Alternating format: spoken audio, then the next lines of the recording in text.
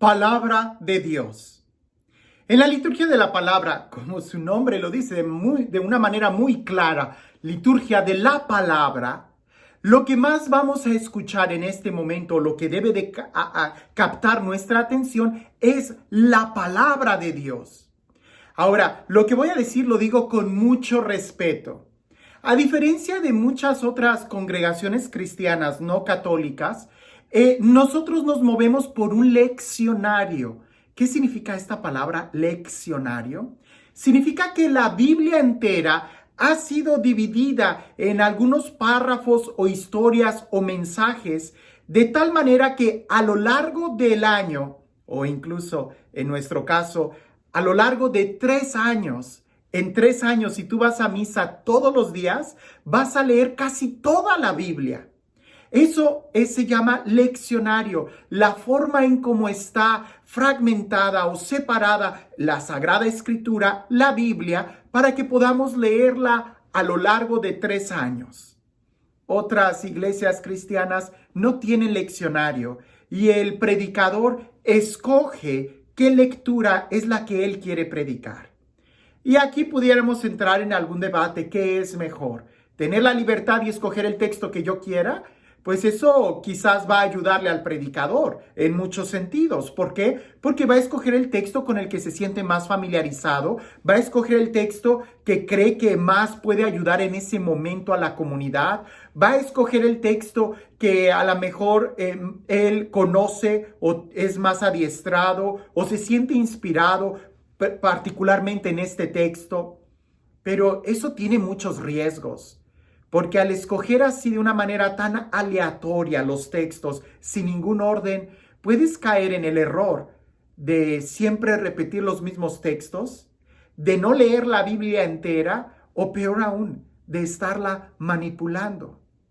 En cambio, cuando tenemos un leccionario y que hay una estructura y un orden a la hora de leer la Sagrada Escritura, es la Sagrada Escritura la que nos va a obligar a nosotros a tener que movernos de acuerdo a lo que ella dice. Y no nosotros quienes vamos a mover la Sagrada Escritura de acuerdo a nuestro antojo o a nuestras emociones. De ahí que la Iglesia Católica, lo voy a decir, leemos la Biblia entera, leemos la Sagrada Escritura, especialmente después del Concilio Vaticano II, también lo tenemos que decir, que antes del Vaticano II, en la misa tridentina, pues no se leía toda la Sagrada Escritura. Había muchos textos que estaban afuera, muchísimos textos, ni siquiera se leía la mitad de la Biblia. El día de hoy casi la leemos completa. Ahora, estas lecturas que son fragmentos que se tiene, se separan, no quiero aburrirte, solamente para que lo conozcas, esto rápido me brinco. Se separan en los días entre semana en 3 ciclos, el A, B o C, perdón, eso es en domingo. Los domingos se separan en 3 ciclos, en A, B o C, que cuando termina el ciclo C, volvemos a empezar con el A. Y entre semana se separan entre año par o año impar. Y con este orden leemos toda la Biblia a lo largo de 3 años. Ahora bien, el número de lecturas que tenemos en cada misa va a variar de acuerdo a las circunstancias o el día que se está celebrando. Por ejemplo, entre semana solamente tenemos 2 lecturas y un salmo. Los domingos y solemnidades vamos a poder encontrar 3 lecturas y un salmo. Pero en algunas solemnidades especiales como la de Pascua o como la de Pentecostés, podemos tener muchísimas más lecturas. Así que va a variar de celebración en celebración, pero lo más ordinario es de que los domingos tú escuches 3 lecturas. Una del Antiguo Testamento, acompañada de un salmo. La siguiente lectura es del Nuevo Testamento para culminar con el Evangelio.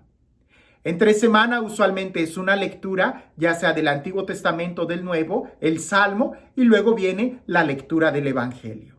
Ahora, en la palabra de Dios, vuelvo a repetir esta idea, se trata de escuchar lo que Dios quiere decirme.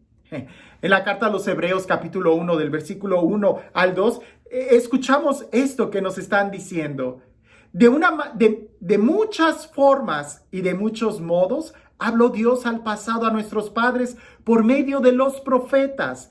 En estos últimos tiempos nos ha hablado por medio de su Hijo.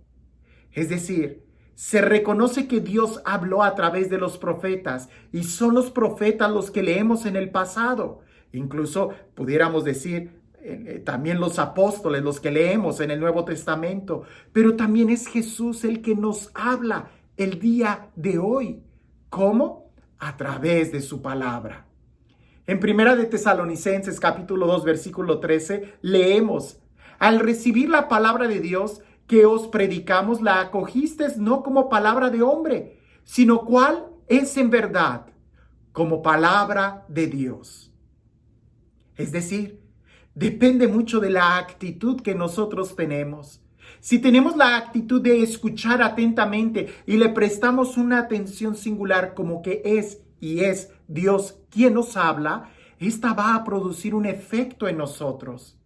A veces vamos a la iglesia tratando de escuchar una motivación emocional.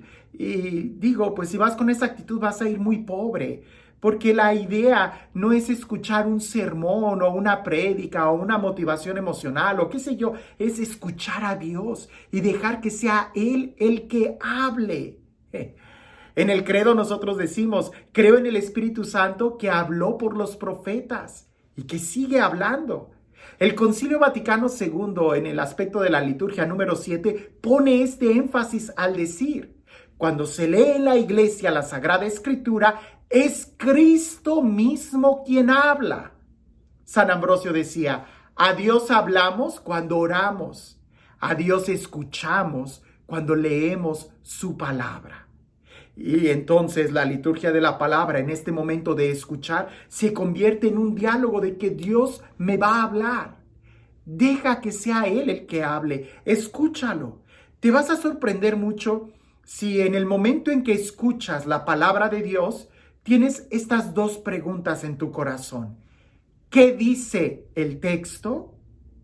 Para momento enseguida preguntarte: ¿y a mí qué me dice este texto?